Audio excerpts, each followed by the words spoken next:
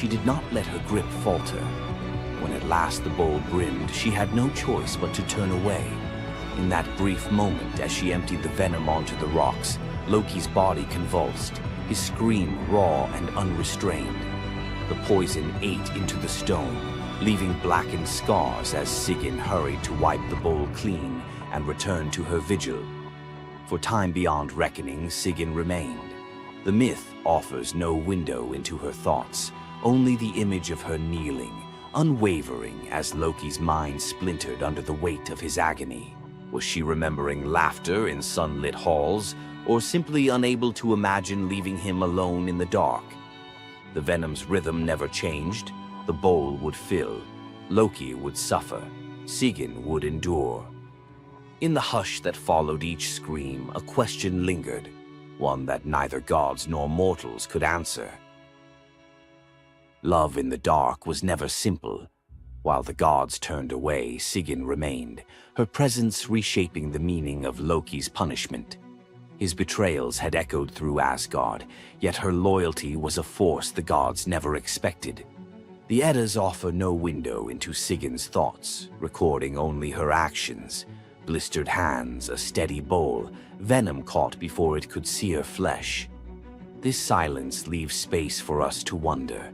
Was it love that held her there, or a deeper sense of duty, something older and more enduring than the gods' own laws? Loki, once the master of deception, now depended on the mercy of the one he had so often left in the shadows. When the bowl overflowed and Sigyn turned away, each drip crept like fire through him, twisting his features in agony. His eyes, when they met hers, flickered with both gratitude and resentment. He needed her, but the venom's torment mingled need with bitterness. Still, Sigyn returned every time, catching the next drop before it could fall. The myths do not say what passed between them in those moments, only that she stayed, her resolve unbroken. Scholars often call Sigyn the embodiment of loyalty, the ultimate symbol of spousal devotion. Yet, her sacrifice was more than an act of love. It was a quiet rebellion. By kneeling in the cavern, she defied the gods' vision of justice. Odin had crafted Loki's punishment to be absolute, to break him alone in the dark. Sigyn's refusal to abandon her husband became a shield, her presence a silent protest that denied the gods complete victory. The Eddas never assign her a motive, leaving modern readers to fill the silence with their own questions and interpretations. Was her endurance an act of compassion, or a challenge to the order imposed by the gods? Each drip marked the passage of time, each bowlful a measure of suffering and steadfastness. Loki's laughter, once quick and sharp, faded into broken gasps. His words, sometimes curses, sometimes pleas, found no purchase. Sigyn's hands grew raw and ruined, but she did not falter. The cycle of pain and mercy continued, unbroken. In the end, it was not just Loki who endured the gods' punishment. Sigyn's vigil transformed it, turning isolation into a shared ordeal. In the darkness, her silent defiance and unwavering love became part of the myth, a testament to the power of presence, even when the world has turned away.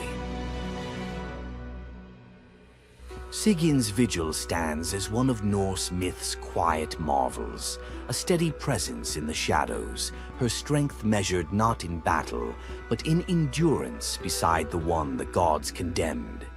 As Loki writhed beneath the venom's relentless burn, Sigyn's hands never wavered. The Eddas remember her not for words or deeds of glory, but for the silent rhythm of her care. Her story reminds us that sometimes love endures in darkness. Sigyn's vigil continues until the twilight of the gods, Ragnarok, whenever that may come. Would you have stayed? If Sigyn's silent strength moved you, let us know in the comments or share your favorite Norse hero below. Thor, the thunder god, woke up to find his greatest nightmare had come true. Mjolnir, his mighty hammer that could level mountains and control lightning itself, was gone. Without it, the thunder god was powerless, vulnerable, and mocked. The weapon that defined his very identity as protector of Asgard had vanished without a trace. But what happened next would humiliate him more than any defeat in battle. To get his hammer back, Thor would have to do something that went against every fiber of his warrior identity. You won't believe the disguise he ends up in. It all began on what should have been an ordinary morning in Asgard. Picture Thor reaching for the leather grip that had been at his side for countless centuries, his fingers closing around nothing but empty air. The spot where Mjolnir should rest felt cold and wrong, like a missing tooth that your tongue keeps finding. Thor's morning routine, as predictable as sunrise over Asgard's golden halls, shattered in that single moment of realization. The hammer forged by dwarven masters, the weapon that could summon lightning and level mountains, had vanished without so much as a whisper of sound. The initial shock hit Thor like a physical blow. His hand remained suspended in space, still reaching for what wasn't there. Then panic crept in, cold and relentless. He let out a blood-curdling roar of sheer rage, the whole palace trembling. Without Mjolnir, he was powerless, vulnerable, and mocked, stripped of the weapon that made him Asgard's primary defender. The enemies that prowled the borders of the Nine Realms knew about his mighty hammer. They counted on Thor's strength to keep them at bay. Now that strength was gone. Word spread through Asgard's halls faster than wildfire. The other gods gathered in emergency council, their faces grave as they grasped the full scope of the crisis. Odin's ravens had brought no news. The watchmen at the gates had seen nothing. Mjolnir had simply disappeared, as if it had never existed at all. The assembled gods understood what Thor's loss meant for their realm. Asgard stood vulnerable, its greatest protector reduced to a shadow of his former self. Loki stepped forward through the crowd of worried gods, his familiar, cunning smile playing at the corners of his mouth. He offered to investigate the theft using his shape-shifting abilities, volunteering to venture where other gods could not go undetected. The council accepted his proposal immediately, desperate for any lead in their search. Thor watched his brother prepare for the mission, knowing that Loki's success or failure would determine his own fate. Loki first borrowed Freya's magic feathered coat, allowing him to fly in falcon form to Jotunheim without raising alarms. Each dead end pushed Thor deeper into desperation. He imagined facing his enemies defenseless, their laughter echoing as they realized the thunder god carried no thunder. The trail finally led to the most dangerous territory of all, Jotunheim, the realm of the giants. Loki strode into the council chamber with the confident gait of someone who had solved a mystery, but his expression carried an ominous weight. The giant Thrym, lord of the frost giants, had openly boasted about his theft from his massive throne of ice and stone. He had buried Mjolnir 8 leagues beneath the frozen earth of his realm, thrice deeper than any giant's hall, he claimed, placing it where even Thor's strength would be useless. Thrym had what he thought was a simple demand for the Norse gods. He wanted the beautiful goddess Freya as his bride in exchange for the hammer's return. The giant had fixated on her legendary beauty and grace, convinced that possessing both Mjolnir and the goddess of love would make him the most powerful being in all the 9 realms. His arrogance knew no bounds as he described his elaborate wedding plans to Loki, speaking of golden halls and feasts that would last for weeks. Thrym believed the gods had no choice but to accept his terms. When Loki spoke to the council about Thrym's demand, the council fell silent. Freya's reaction shattered the tense quiet that followed Loki's report, causing her rage to break the Brysinger necklace, its gems scattering across the floor in glittering fragments. She declared she would rather throw herself into the deepest ocean than marry the frost giant who dared make such a demand. The gods found themselves trapped in an impossible situation. They could sacrifice one of their most beloved goddesses to a giant's lust, or they could leave Thor permanently weakened and Asgard vulnerable to every enemy that prowled the borders. The council erupted in frantic debate. Some suggested launching a full assault on Jotunheim, but Thrym's fortress was impregnable and his army vast. Others proposed trickery or negotiation, but every path led to either devastating war or humiliating surrender. Heimdall, the far-seeing guardian who watched over the Rainbow Bridge, had remained silent throughout the heated discussions. When he finally spoke, his words stopped every conversation in the hall. His suggestion was so outrageous, so completely unthinkable, that even Loki's jaw dropped open in shock. The gods stared at Heimdall as if he had lost his mind, but they were out of other options. What he proposed, however, would challenge everything Thor stood for as a warrior. Heimdall's words hung in the air like a challenge to the very foundations of Norse honor. The far-seeing god had suggested that Thor disguise himself as a bride and infiltrate Thrym's wedding feast to recover Mjolnir. He spoke with calm authority, tie housewife's keys about his waist, and pin bridal jewels upon his breast. The idea was so fundamentally opposed to Norse concepts of masculine honor that Thor's initial response shook the very walls of Asgard. He declared the plan preposterous and swore he would never hear the end of it if word spread that the thunder god had dressed as a woman. The assembled gods watched in tense silence as their mightiest protector wrestled with a challenge that could not be solved through brute force or lightning strikes. They had already considered launching a full assault on Jotunheim, but Thrym's fortress was impregnable and his army vast. No other choice remained. Thor paced the hall like a caged wolf, his massive fists clenched as he grappled with the impossible choice between his warrior's pride and his duty to protect Asgard. Every instinct in his body rebelled against the idea of abandoning his identity as a fearsome warrior to play the role of a delicate bride. Loki stepped forward with barely contained excitement, volunteering to accompany Thor as his maidservant. The trickster god's eagerness to participate in this elaborate deception revealed his true nature. While Thor struggled with the concept, Loki was already plotting the specifics of costumes, mannerisms, and the lies they would need to maintain throughout their dangerous mission. The transformation began with layers of bridal linen draped over Thor's massive frame. Servants brought forth delicate jewelry, housewife's keys that symbolized domestic authority, and a dainty hood for his head. Finally came the precious necklace of Brisingr. Each item added to the disguise felt like another blow to Thor's warrior identity. When he finally looked at his reflection, the god of thunder saw an unconvincing bride staring back at him. Thor finally accepted the plan because no alternative existed. The unlikely pair prepared to set off for enemy territory, where their deception would face its ultimate test among giants eager to celebrate their lord's triumph.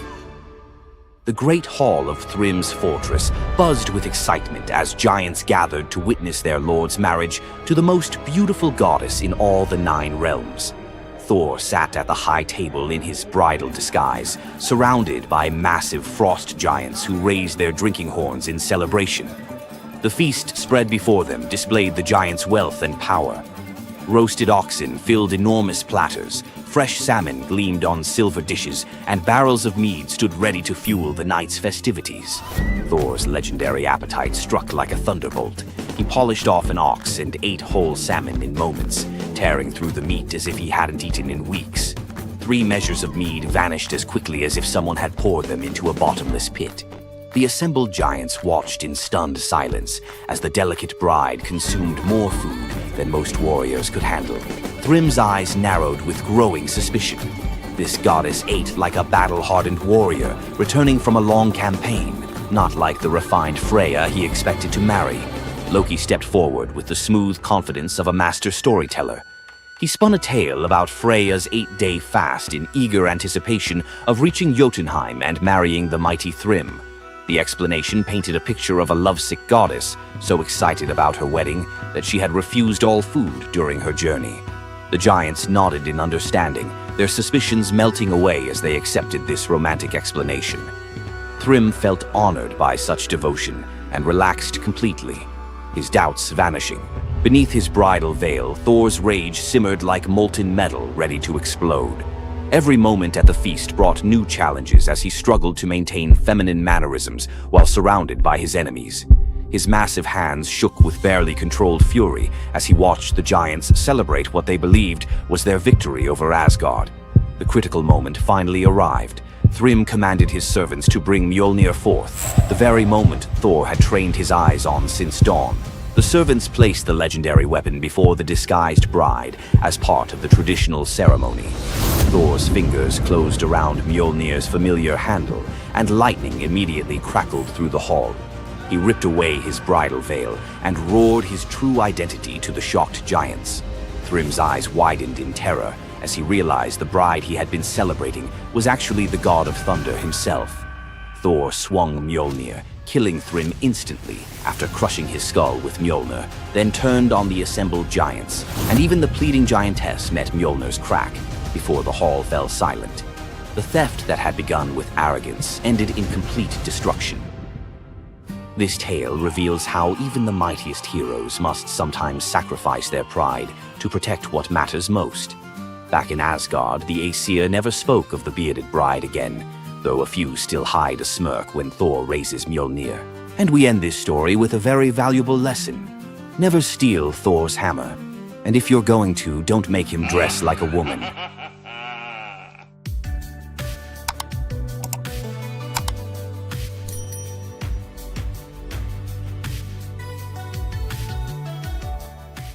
What makes Zeus, the mighty king of the Greek gods, one of the most fascinating figures in mythology? Is it his unparalleled power over the skies, his cunning strategies, or the sheer drama of his endless affairs? While his tales are legendary, there's one story that stands out: the epic battle that earned Zeus his throne, the Titanomachy. This isn't just a story of a god's rise to power, it's a tale of rebellion, alliances, betrayal, and the ultimate struggle between two generations of divine beings. Stay with us as we dive into the myth of the Titanomachy, Zeus's role in overthrowing the Titans, and the secrets that shaped his reign. Before Zeus became the king of the gods, his father, Cronus, ruled the cosmos. Cronus was the youngest of the Titans, a race of primordial deities born of Uranus, the sky, and Gaia, the earth. The Titans were immensely powerful, but also deeply flawed.